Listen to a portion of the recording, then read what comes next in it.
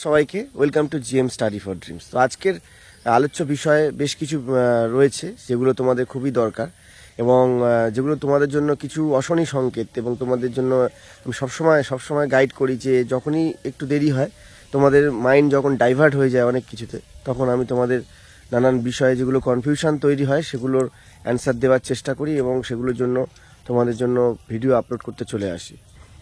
একটা কথা দিয়ে শুরু করব এই ভিডিওটি শুরু থেকে লাস্ট পর্যন্ত দেখার জন্য অনুরোধ রইল, কারণ ভিডিওটি খুবই ইম্পর্টেন্ট এবং যারা প্রথম দেখছো সাবস্ক্রাইব করে রাখবে এই চ্যানেলটি, কারণ এই চ্যানেলটি সাবস্ক্রাইব করলে তোমরা মোটিভেশন, অথেন্টিক নিউজ এবং বিভিন্ন স্টাডি মেটেরিয়ালস সব কিছু ফ্রি অফ কস্টে পাবে। তো জিএম স্টাডি ফর ড্রিমসে এই সেগমেন্টে একটা বিষয় বলার ছিল যে আমার কাছে অনেক ছাত্রছাত্রী আসে অফলাইনে এবং বিগত বেশ কয়েক মাস ধরে যখন থেকে চ্যানেল করেছি অনেকেই আসে এবং চলে যায়, এবং সবার মধ্যে একটা জিনিস অভিজ্ঞতা দেখি, যদি 10 জন আসে 10 জনের মধ্যে 4-5 জন আমার কাছে থেকে যায়, মানে পড়াশোনা করে এবং আমার কাছে পড়তে চায় এবং আমার গুণমুগ্ধ এবং আমাকে ভালোবাসে আর কি।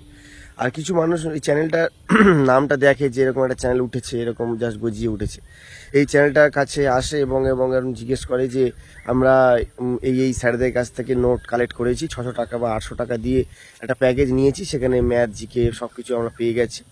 তো আগে একটা কম্পিটিশান ছিল যেরকম, সেই রকম কম্পিটিশান এখন তো আরও একটা 4 গুণ হয়েছে। সেক্ষেত্রে বিভিন্ন জায়গা থেকে আমরা নোট কালেক্ট করে এখান থেকে যদি আপনি কিছু দিনের মধ্যে সমস্ত নোট ফোটগুলো কমপ্লিট করে দেন তাহলে আমাদের ভালো হয়। মানে ধৈর্য ধরে পড়াশোনা করার অনেকের ধৈর্যটা চলে যাচ্ছে।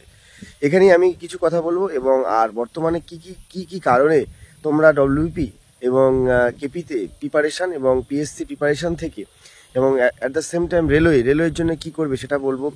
এগুলো থেকে কীভাবে পিছিয়ে যাচ্ছ প্রিপারেশান থেকে। প্রিপারেশান এমন একটা জিনিস, প্রস্তুতি, চাকরির প্রস্তুতি, সরকারি চাকরির প্রস্তুতি সবার আগে জানো যেটা 15-16 সালের পর থেকে সরকারি চাকরির প্রস্তুতি ব্যাপারটা কি জানতে হবে। প্রস্তুতি মানে কি, কম্পিটিটিভ এক্সাম মানে কি, এর মধ্যে সব লুকিয়ে আছে। কম্পিটিটিভ এক্সাম কম্পিটিশান, যেখানে 100 মিটার দৌড় হোক, যখন পুলিশের ল্যাবে হয় 1600 মিটার, তখনও 30 জন 25 জন এরকম ল্যাব ছাড়ে। তার মধ্যে তো তোমাকে অন্তত ফার্স্ট সেকেন্ড থার্ড হতে হয় না, কিন্তু তোমাকে তো কম্পিটিশানে লড়াইয়ে থাকতে হবে। তাই কম্পিটিটিভ এক্সামে নোট কিনে নোট বিক্রি করে কখনোই ভালো লেভেলে পৌঁছানো যায় না। তুমি যে কোনো ভালো ছেলে, যারা রেলওয়ে, এনটিপিসি থেকে শুরু করে 10+2, ব্যাঙ্কিং, সিজিএল, ডব্লিউবিসিএস থেকে শুরু করে কনস্টেবলের যে কোনো ছেলেদের, যারা ভালো ছেলে, সায়েন্সের ব্যাকগ্রাউন্ড, বিটেক এসব ব্যাকগ্রাউন্ড থেকে এসছে, তাদেরকে জিজ্ঞেস করবে তারা কীভাবে সাফল্য পেয়েছে। তারা বলবে, দেখবে যে কোনো একটা ইউটিউব চ্যানেল থেকে ফ্রি অফ কস্ট চ্যানেল পড়াশোনা করেছি, অঙ্ক বা ইংরাজি গাইডেন্স নিয়েছি আর নিজে সেলফ স্টাডি করেছি। বিভিন্ন জিকে বই যেগুলো মার্কেটে আছে, যেমন তরুণ গোয়েল, যেমন ক্র্যাক ডব্লিউবিসিএস, যেমন নিতিন সিংহানিয়া, যেমন যেগুলো বই, সেই বইগুলো পড়াশোনা করেছি এবং নিজে বিভিন্ন স্যারদের কাছে গাইড নিয়ে কোন কোন চ্যাপ্টারগুলো স্মার্ট স্টাডি করতে হবে সেগুলো পড়ে এই জায়গাটা আমি তৈরি করেছি। কিন্তু এখন প্রচণ্ড হারে নোট কেনা বেচা এবং পিডিএফের পরিমাণ এত বেড়ে গেছে, বিভিন্ন চ্যানেলে তাদের প্রোডাক্ট বিক্রি করছে এবং সেই চ্যানেলটা সেই রেপুটেশনও আছে এবং সেই প্রোডাক্ট নিয়ে সবাই পড়াশোনা করছে। ব্যাপারটা সেখানে প্রবলেম নয়, যে যেখান থেকে খুশি পড়াশোনা করতে পারে। কিন্তু যে ডব্লিউপি এক্সাম হবে না, আমাকে বারবার বলছে যে পরীক্ষা আদৌ নেবে তো, এই চাকরি করতে ঘৃণা ধরে গেছে, পুলিশের চাকরি করতে ঘৃণা ধরে গেছে, আর ভালো লাগছে না দাদা, এইসব ভিডিও আর করবেন না। বেশ কিছুদিন ধরে চ্যানেলের গ্রোটাও কমে গেছে, অনেকে পুলিশের প্রতি ঘৃণা এবং আরজি কর কাণ্ডের পরে পুলিশের প্রতি কোনো সম্মানই নেই টোটালি। সেক্ষেত্রে যে একটা ছেলে 25 দিন পরে একদিন ম্যানেজে বাড়ি আসে, সারা 25 দিন টানা সে ডিউটি করে, সেই 25 দিন টানা ডিউটি করে তবে সে একটা দিন ম্যানেজ পায়, এগুলো চাপা পড়ে যায়। ট্রাফিকে 8 ঘন্টা রোদে পুড়ে, করোনার সময় সারা মানুষ যখন ঘরে ছিল তখন রাস্তায় ডিউটি করেছে, এছাড়া নাইট ডিউটি, এছাড়া সমস্ত রকমের থানাতে যা সারা রাত টেবিল ডিউটি করে অফিসাররা, বিভিন্ন অফিসাররা বাচ্চাদের স্কুলে কলেজে যে অনুদান করে, সেগুলো সমস্ত কিছু যখন জলে চলে যায়, সব ভালো দিকগুলো সব চাপা পড়ে যাচ্ছে। তাই যখন এরকম সবাই বলবে যে পুলিশের চাকরি করা উচিত নয়, আদৌ ডব্লিউপি এক্সাম হবে না, কেপি এক্সাম হবে না, তোমাদের এইখানে আমি জিএম স্টাডি ফর ড্রিমসের তরফ থেকে একটাই কথা বলবো, তোমরা এইসব কথা কিন্তু কান দেবে না, কারণ পরীক্ষা তোমাদের কিন্তু হবে। আর তোমরা যদি প্রস্তুতি একটুখানি আলগা দাও, মনে করো যে না পরীক্ষা এখন ঢের দেরি আছে, তারপরে মাঠে যাব, তারপরে সব কিছু করবো, পরীক্ষার বিজ্ঞপ্তি বের হোক তারপরে সব কিছু করবো, পরীক্ষার লেখা পরীক্ষা পাস করবো তারপর মাঠে যাব, পরীক্ষার এখন কোনো বিজ্ঞপ্তি নেই, এইসব চিটিংবাজ সরকার বা পিআরবি ভালো নয়, হেন তেন বলে তুমি সময় নষ্ট করছো, যে কথাগুলো খরচা করতে সময় নষ্ট করছো, সেগুলো পড়াশোনায় মন দাও, বারবার বলছি। আর কয়েকটা পয়েন্ট বলবো। কনসিস্টেন্সি ইজ দ্য কি। কনসিস্টেন্সিটা কি? ধারাবাহিকভাবে পড়াশোনা। আজকের সোমবার আমি সকাল থেকে আর রাত পর্যন্ত কি করেছি, সে রাতে শোবার আগে একটা অ্যাসেসমেন্ট করে নেবে, একটা মানে নিজের পর্যালোচনা করে নেবে যে তুমি কি করলে আজকে সারাদিন। অঙ্ক আমি সবসময় রুটিন বলে দিয়েছি যে এইভাবে রুটিন করে পড়াশোনা করো। মনে করবে দুদিন করে জিকে সিলেবাস শেষ করতে পারো, যে একদিন দুদিন পড়লে জীবনবিজ্ঞান, দুদিন ভৌতবিজ্ঞান, এরকমভাবে কমপ্লিট করলে 4 দুগুণে 8, দুদিন করে 8 দিনে মানে 4টে সাবজেক্ট তোমাদের এইভাবে ভাগ করে নেবে, যে এই কটা সাবজেক্ট, তার মধ্যে ডেলি ম্যাথ যাই থাকবে। এইভাবে যে সিলেবাস ভিত্তিক এবং সুন্দরভাবে পড়াশোনা করো। রেলওয়ের যে ভ্যাকেন্সি আসছে, নিজেকে যদি মনে করো যারা বলছো যে পুলিশের চাকরি যাব না, সবাই যে ক্রিটিসাইজ করছে, মাথা উঁচু করে চলবো, খুব ভালো কথা। তোমরা রেলওয়ে টার্গেট করো, 10+2 টার্গেট করো। জীবনে সবসময় সম্মানের চাকরি তো করতে সবাই ভালোবাসে, তাই না? তোমরা সবাই করো। আর তোমরা জিএম স্টাডি ফর ড্রিমস যেমন দেখো, আমার তরফ থেকে এইটাই বললো, কনসিস্টেন্সি।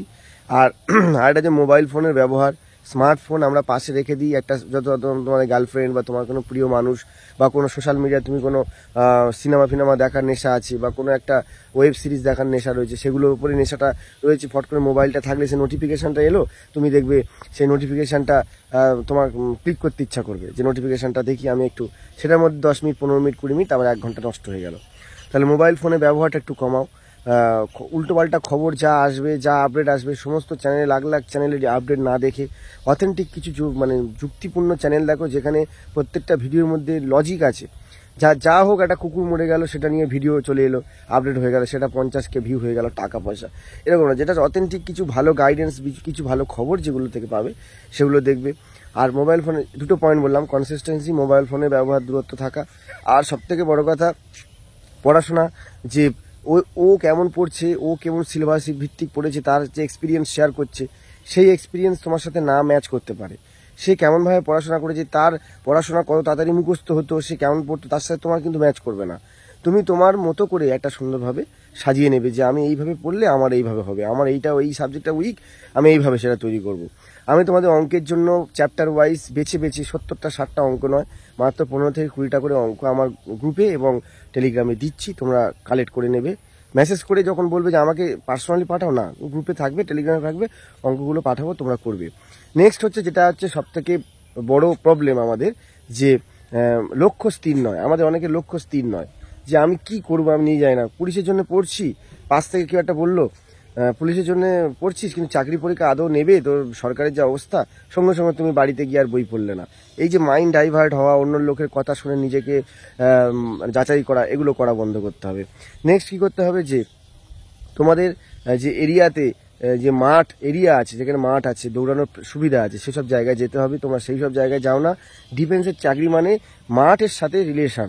কেন আগে লেখা পরীক্ষা ছিল না, সবসময় মাঠ আর লং জাম্পের উপরে জোর দিত, ফিজিক্যালের উপরে। তাই সেই মাঠের দিকে না জোর দিলে, তুমি যদি লেখা পরীক্ষায় নাম্বারও তুলে নাও ভালো, কিন্তু মাঠে গিয়ে তুমি ফেলিওর হবে, তোমার সবসময় সাকসেসফুল আসবে। আবার একটা জিনিস, অহংকার, যে মনে, যে এখন যে প্রিপারেশানগুলো হচ্ছে, এই প্রিপারেশানে কাট অফ এতটাই হবে জেনারেলদের, যে আমার সাকসেস হবে না, জেনারেলদের প্রচুর কাট অফ আসবে, সবসময় হতাশা, ডিপ্রেশনের মধ্যে চলে যাওয়া, এই জিনিসগুলো থেকে নিজেকে সরিয়ে আনতে হবে।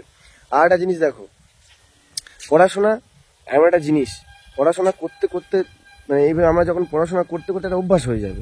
পড়াশোনার কোনো সাইড এফেক্ট নেই, পড়াশোনা করতে করতে সেই পড়াশোনাটা তোমার যে কোনো পরীক্ষার কাজে লাগবে। আর পরীক্ষা যত পিছিয়ে যাচ্ছে, হতাশা চলে আসছে। বারবার আমি বলছি, যাদের নতুনত্ব, যারা নতুন এসছো এই লাইনে, তারা কিন্তু পড়াশোনার যে সুযোগটা পাচ্ছ, সেই সুযোগটা কাজে লাগাতে আমি বলছি। আর নভেম্বর ডিসেম্বর যেটা বলেছি, যে একটা আপডেট তোমাদের জন্য কেপির পরীক্ষার বিষয় এবং ডব্লিউবি বিষয় আসবে। তাই তার আগে কি তুমি তৈরি? এই প্রশ্নটা যখনই তোমাকে করা হবে, তুমি সেইভাবে কিন্তু সেই উত্তরটা দিতে রাজি থাকো, যে আমি এইভাবে তৈরি।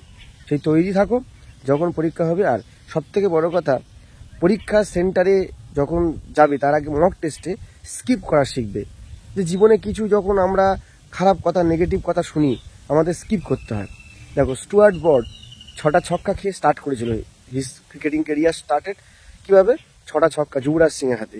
যুবরাজ সিং যে 6টা 6 মারার পরের দিন, স্টুয়ার্ট ব্রডের বাবা ক্রিস ব্রড, উনি একজন ম্যাচ রেফারি, প্রাক্তন ক্রিকেটার, তো উনি যুবরাজ সিংকে বলেছিলেন, তুমি কি আমার ছেলের কেরিয়ারটা নষ্ট করতে চাও? এবং তারপরে হাসি মুখে বলেছিলেন, এবং যুবরাজ একটা জার্সিতে সই করে স্টুয়ার্ট ব্রডকে দিয়েছিল। স্টুয়ার্ট ব্রড যেভাবে লাইফটাকে শুরু করলো 6টা 6 খায়, একটা বোলার যখন 6টা বলে 6টা 6 খায়, তার মানে তার মনোবল যে কোন জায়গায় দাঁড়ায়, কোন জায়গায় যে তার মনোবল মানে ভেঙে যায়, সেটা ক্রিকেটের সঙ্গে যুক্ত তারা ভালোভাবেই জানে। সব থেকে বড় কথা, সেই জায়গা থেকে উনি সারা জীবন খেললেন এবং খেলে 600টা টেস্ট উইকেটের মালিক, মানে 600টি উইকেট নিয়ে তিনি শেষ করলেন। যুবরাজ সিং তাকে শুভেচ্ছা জানিয়েছিলেন। তাহলে 6টা 6-কে লাইফ স্টার, মানে লাইফে প্রথমেই ধাক্কা, বিরাট বড় ধাক্কা। তারপরে 600টা উইকেট নিয়ে তিনি শেষ করছেন। তিনি তো হাল ছেড়ে দিতে পারতেন, যে চাকরি বাড়ি নেই, এই চাকরি ওইখানে, এই নেগেটিভিটি সব, যখন চাকরি খারাপ, তা রেলওয়ের জন্য খাটো, রেলওয়ের তো সব কিছুই ভালো, মাইনে, স্যালারি সব কিছু দারুণ, তুমি চাকরি পেয়ে দেখাও। কনস্টেবলের চাকরি কেন করতে যাবে, লোককে গালাগাল করে কি দরকার, নিজের যোগ্যতাটাকে বড় জায়গায় নিয়ে যাও, কোনো অসুবিধা নেই। তাহলে স্টুয়ার্ট ব্রডের কথা আমি আর কি বলবো, এরকম হাজার হাজার উদাহরণ আছে। চলো, জিএম স্টাডি ফর ড্রিমসের তরফ থেকে একটাই কথা, কনসিস্টেন্টলি পড়াশোনা করো, প্রতিদিন প্র্যাকটিস করো, প্রত্যেক দিন কানে তুলো দিয়ে শুধু প্র্যাকটিস করে যাও। মনে করবে দুর্গাপুজোর পরের দিন পরীক্ষা, মানে কালী পুজো হয়ে যাচ্ছে, তার পরের দিন একটা ডেট দেয়ালে লিখে নেবে যে এই ডেটে পরীক্ষা, ব্যাস, দেখবে লক্ষ্য ঠিক পৌঁছে যাবে। পরীক্ষা নয় কিন্তু ঠিক করে নেবে। চলো, জিএম স্টাডি ফর ড্রিমস, ভালো থেকো সব।